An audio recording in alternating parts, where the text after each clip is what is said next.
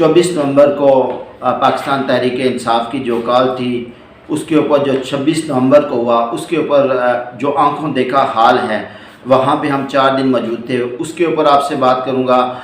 इसके अलावा इमरान खान से जो मुलाकातों का सिलसिला है उसके ऊपर बात करूँगा। इसके अलावा बुशरा बीबी के साथ क्या हुआ उसके ऊपर बात करूँगा, और उसके साथ साथ मतीउल्लाह जान के साथ अदालत में जो कुछ हुआ उसके ऊपर बात करूँगा। और फिर लेटेस्ट जो न्यूज़ है अली मोहम्मद साहब की जो ऑडियो लीक हुई है उसके ऊपर भी बात करूँगा। तो सबसे पहले मैं आपको ये बताता चलूँ कि जो 24 नवंबर को पाकिस्तान तहरीक इंसाफ की जो कॉल थी, जब उनका काफ़िला पेशावर से चला, ये कॉल तो वैसे ओवरऑल पूरे पाकिस्तान में दी गई थी।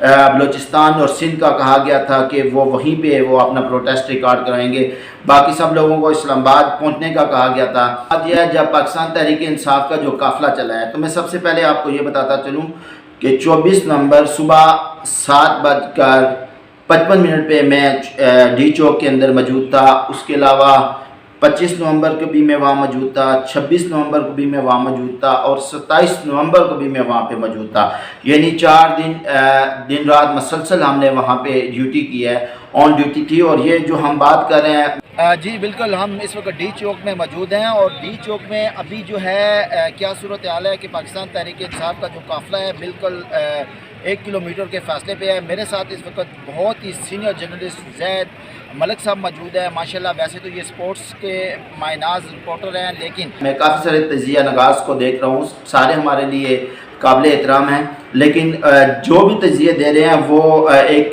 अपने सोर्स के ऊपर दे रहे हैं। हम वहाँ पे बिल्कुल 4 दिन रात मौजूद थे, हमने सारा कुछ देखा। जब पाकिस्तान तहरीक इंसाफ का काफ़िला 26 नवंबर को जब उसने क्रॉस किया, ये 26 नवंबर की बात है, 26 नवंबर को जब उन्होंने वहाँ से क्रॉस किया, तो आपको मैं ये बताता चलूँ कि उसके बाद ना थोड़ी सी इस्लामाबाद के अंदर हलचल मचना शुरू होगी। उस वक्त हम डी चौक में मौजूद थे जब इनका काफ़िला पेशावर मोड़ पहुंचा। पेशावर मोड़ के करीब यानी 0 पॉइंट और पेशावर मोड़ के दरमियान में जब इनका काफ़िला था, ये तकरीबन सुबह का उस वक्त टाइम था 10 बजे के करीब था। तो उस वक्त हम बिल्कुल डी चौक के अंदर मौजूद थे, क्योंकि मेरी जो ड्यूटी लगी हुई थी वो डी चौक के अंदर लगी हुई थी। तो उस वक्त हम पुलिस वालों के साथ, अपने मीडिया भाइयों के साथ, हमें नहीं पता था, सच्ची सी बात है कि ये सारा कुछ होने वाला है। तो हम लोग वहाँ पे डी चौक में बिल्कुल ऑन द स्पॉट क्रिकेट खेल रहे थे। पुलिस वालों के साथ भी हम क्रिकेट खेल रहे थे, क्योंकि वो भी 3-4 दिन से हमारे साथ मसलसल वहाँ पे मौजूद थे, और मीडिया वर्कर्स हम अपना टाइम पास करने के लिए वहाँ पे क्रिकेट खेल रहे थे। उस वक्त ये काफ़िला जो है पेशावर रोड पहुँचा है। उसके साथ ही उसके थोड़ी देर बाद आईजी पंजाब और मोहसिन नकवी जो हैं वो बार बार उस जगह का विज़िट कर रहे थे। हर 3-4 घंटे बाद वो आ रहे थे, जवानों से ख़िताब कर रहे थे, मिल रहे थे। तो उसके बाद थोड़ी देर के बाद मोहसिन नकवी साहब ने विज़िट किया। विज़िट करने के बाद वो वापस गए। आईजी इस्लामाबाद, डीआईजी, सारे लोग, जितनी भी लॉ इन्फोर्समेंट की एजेंसियाँ हैं, उनके सरबराह जो थे वो उनके साथ मौजूद थे। इसके बाद जब पाकिस्तान तहरीक इंसाफ का काफ़िला जब उन्होंने 0 पॉइंट क्रॉस किया, तो पीछे से भी मतलब बहुत ज़्यादा उनके ऊपर शेलिंग वगैरह हो रही थी, और वो शेलिंग कर रहे थे। यहाँ पे जो हमारे एजेंसीज के एहलकार खड़े थे, इस्लामाबाद पुलिस के एहलकार खड़े थे, एफसी के खड़े थे, और पंजाब पुलिस से और जिधर से भी लोग यहाँ पे ड्यूटी पे मामूर थे, वो सारे लोग पाकिस्तानी थे, और वो बड़े मुहब्बल वतन हैं, और अपने लोगों का उनको बड़ा ख्याल। ये पाकिस्तान तहरीक इंसाफ की अगर हुकूमत होती और ये लोग कॉल देते, तो यकीनन ये लोग भी उसी तरह अपनी ड्यूटी सर अंजाम देते। ये लोग जो होते हैं आर्डर के पाबंद होते हैं, जिस तरह इनको हुक्म मिलता है उस तरह करते हैं। और मुझे काफ़ी फ़ख्र है अपनी फोर्सेस के ऊपर के वो सारे जो थे वो तकरीबन अपने लोगों के साथ थे। उनका कोई किसी का ये इरादा नहीं था कि ये लोग कोई इंडिया से आ रहे हैं। जब वहाँ पे काफ़िला पहुँचा, फिर रात को जब ऑपरेशन हुआ, सारा कुछ हुआ, वो सारा कुछ उसके ऊपर मैं नहीं जाना चाहता हूँ। आपको पाकिस्तान तहरीक इंसाफ की जो क़यादत है उन्होंने फ़िगर भी बता दी है कि 12 के करीब जो लोग थे वो शहादतें हुई। इसके अलावा मुख्तलिफ सोशल मीडिया के ऊपर मुख्तलिफ चीज़ें चल रही थी, लेकिन हम वहाँ पर मौजूद थे। तो आपको मैं एक बात बताता चलूँ कि देखें, ये मुल्क हमारा है और दुश्मन जो है वो हमारा तमाशा देख रहा है। हमें इस वक्त कोई भी ऐसी बात जो है वो नहीं करनी चाहिए جس کا ہمارے پاس 100% جو خبر ہو، جس کے جو ہم نے خود اپنی آنکھوں سے نہ دیکھا ہو، ادھر سے خبر پکڑی ادھر دینا، یہ ایک اچھی روایت نہیں ہے۔ دشمن کو اور عالمی جو جتنے بھی ممالک ہیں ان کی نظریں پاکستان کے اوپر تھی، وہ دیکھ رہے ہیں، لوگ ہمارا تماشا اڑا رہے ہیں۔ باقی جو ہوا ہے اس کے اوپر ہمیں انتہائی افسوس ہے، یہ نہیں ہونا چاہیے تھا۔ اس کے بعد جب باری آ جاتی ہے رپورٹنگ کے اوپر، تو رپورٹنگ میں مطیع اللہ جان صاحب جو تھے، انہوں نے کوئی ولاگ وغیرہ کیا اپنے ایک پروگرام کے اندر، انہوں نے کچھ گیسٹ بھی بلائے ہوئے تھے، اس کے بعد ان کو گرفتار کیا گیا۔ جب گرفتار کیا گیا تو میں سچی بات آپ سے بتا رہا ہوں، جب انہیں عدالت کے اندر پیش کیا گیا تو میں وہاں پہ الحمدللہ اللہ کے فضل و کرم سے سچی بات آپ سے کر رہا ہوں کہ وہاں عدالت کے اندر میں موجود تھا، اور عدالت کے اندر جب ان کے اوپر اس طرح کے الزامات لگانے شروع ہوئے تو مجھے سیریس آپ کو میں بتا رہا ہوں کہ مجھے کافی وہ ہو رہی تھی کہ یار ایک بندے نے ساری زندگی مطلب اپنی اتنی عزت بچائی، آپ صحافت کو لوگوں کو سچ دکھاتے ہوئے، اور ان کے اوپر اس طرح کا ایک الزام لگایا جا رہا ہے، تو مجھے کافی میرا دل جو تھا وہ کافی بوجھل ہو رہا تھا۔ لیکن وہاں پہ ایک عجیب واقعہ پیش آیا جو کسی نے رپورٹ نہیں کیا، میں آپ سے بتاتا چلوں، اور میں بالکل سچی بات آپ سے کر رہا ہوں۔ عدالت کے اندر جب جج صاحب نے دونوں جو تھے وکلا تھے ان کے دلائل سننے کے بعد وہ اٹھ کے اپنے جو چیمبرز ہوتا ہے اس کے اندر چلے جاتے ہیں، پھر وہاں سے وہ جو آرڈر ہوتا ہے جاری کرتے ہیں، ریمانڈ کے اوپر ساری بحث ہو رہی تھی۔ تو اس موقع پہ مطیع اللہ جان کی صاحبزادی جو ہیں، بیٹی جو ہیں، انہیں نہیں تھا پتہ، انہیں عدالت کے رول آف ریگولیشن کا شاید اندازہ نہیں تھا۔ انہوں نے موبائل اپنے ہاتھ سے نکالا، ابھی نکالا ہی تھا، انہوں نے ویڈیو بنائی نہیں۔ تو ہماری اسلام آباد کی ایک بہت سینئر پولیس آفیسرز ہیں، وومنس، وہ اکثر جتنے بھی یہ کیسز ہوتے ہیں، وہ جو اس طرح کے ملزمان ہوتے ہیں وہ ان کے ساتھ آتی ہیں اور وہ ان کو عدالت میں پیش کری ہوتی ہے، تو وہ وہاں عدالت کے اندر موجود تھیں۔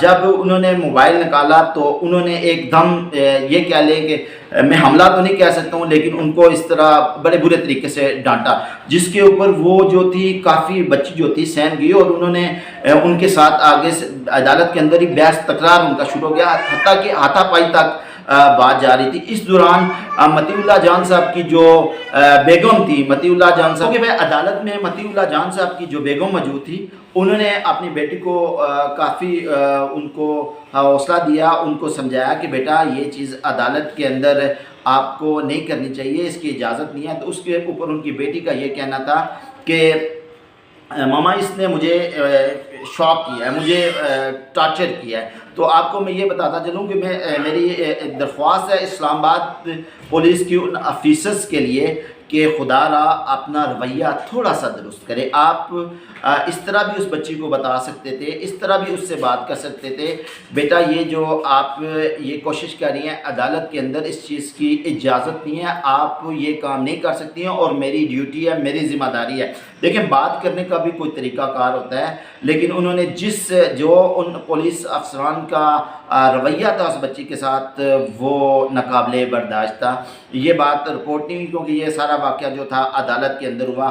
پھر اس کے بعد جو ان کو 3 دن کا ریمانڈ دیا گیا، ریمانڈ کے بعد وہ ہائی کورٹ گئے، سارا کچھ معاملات آپ کے سامنے۔ اب آ جاتے ہیں عمران خان صاحب کے شعبے کے، ان سے ملاقاتیں 3 دن سے مسلسل جو وکلاء تھے وہ وہاں جا کے ان سے ملنے کی کوشش کر رہے تھے، پھر وہ ان کو عدالت بھیج دیتے تھے، وہ ادھر ادھر چکر لگا رہے تھے، اور سارا معاملہ جو تھا وہ بیچ میں اٹکا ہوا تھا، ان سے ملاقات کی اجازت وکلاء کو نہیں دی جا رہی تھی۔ دیکھیں عمران خان صاحب کا واضح ہدایت تھی، یہ تھی کہ یہ جو بقول جو رات کو محمد علی صاحب کی جو علی محمد صاحب کی جو آڈیو آئی ہے، اس آڈیو لیکس ہوئی ہے، اس کے اوپر بھی میں بات کرتا ہوں۔ اس سے پہلے بھی یہ بات ہمارے علم میں تھی، تو ان کا کہنا یہ تھا کہ خان صاحب سے جب ہماری آخری ملاقات ہوئی تو خان صاحب سے جب ہم نے پوچھا کہ کیا ہم نے ڈی چوک جانا ہے، تو خان صاحب کا یہ کہنا تھا کہ نہیں، آپ نے اسلام آباد جانا ہے۔ آپ نے ڈی چوک نے جانا ہے۔ یہ علی محمد صاحب کی جو آڈیو لیکس ہوئی ہے اس کے اندر یہ پیغام وہ بتا رہے ہیں، وہ جس سے بھی بات کر رہے ہیں۔ آج دوسری طرف آتے ہیں، جب دوسرے بھی کافی سارے جو پاکستان تحریک انصاف کے رہنما ہیں ان کا یہی کہنا تھا کہ ہمیں سنجانی ٹول پلازا سے آگے نہیں جانا چاہیے تھا، ہمیں یہاں پہ جلسہ کرنا چاہیے تھا، لیکن بشرا بی بی کی جو ضد تھی وہ ان کا کہنا یہ تھا کہ ہم جو ہیں وہ ڈی چوک جائیں گے۔ پھر وہ جس طرح جو بھی معاملات ہوئے وہ سارے آپ کے علم میں ہیں، آپ نے دیکھے بھی ہیں، اور پھر جو اس کا رزلٹ نکلا وہ بھی آپ کے سامنے ہے۔ تو میں آپ کو یہ بات بتا چلوں کہ پاکستان تحریک انصاف کے کارکن جو تھے وہ بہت بڑی تعداد میں اسلام آباد ڈی چوک پہنچے تھے۔ انہوں نے اپنا احتجاج وہ ریکارڈ کروا رہے تھے۔ اس کے بعد جو کچھ بھی ہوا، میرا ایک سوال ہے کہ چلیں ٹھیک ہے جو بھی کچھ ہوا، تو اس کے بعد وہ لوگ ایک دم واپس اپنے گھروں کو کیسے چلے گئے؟ وہ واپس جا کے جو بارڈر تھا ان کا، جو ان کی حد جہاں سے شروع ہوتی تھی کیپے کے صوبہ کی، وہاں پہ وہ جا کے کھڑے ہو سکتے تھے، وہاں پہ اپنا احتجاج کر سکتے تھے، لیکن قیادت کے غائب ہو جانے کی وجہ سے لوگوں نے جب دیکھا کہ ہمارے درمیان ہماری قیادت ہی موجود نہیں ہے، تو وہ پھر مجبوراً جو تھے لوگ وہ اپنے گھروں کو چلے گئے۔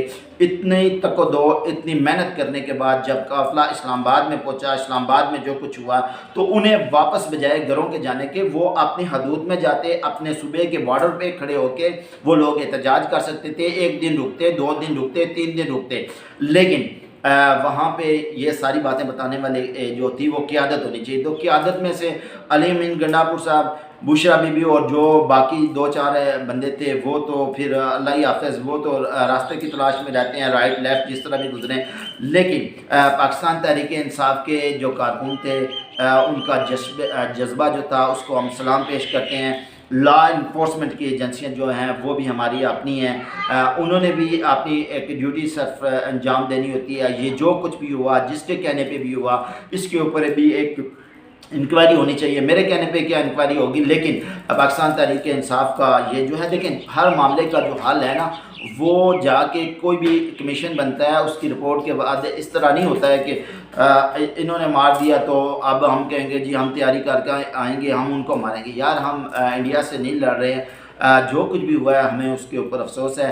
اور پاکستان تحریک انصاف نے جو اگلی کال دی ہے کہ اسد کیسر صاحب کا کہنا ہے کہ ہم دوبارہ دھرنا دینے کے لیے اسلام آباد میں آئیں گے۔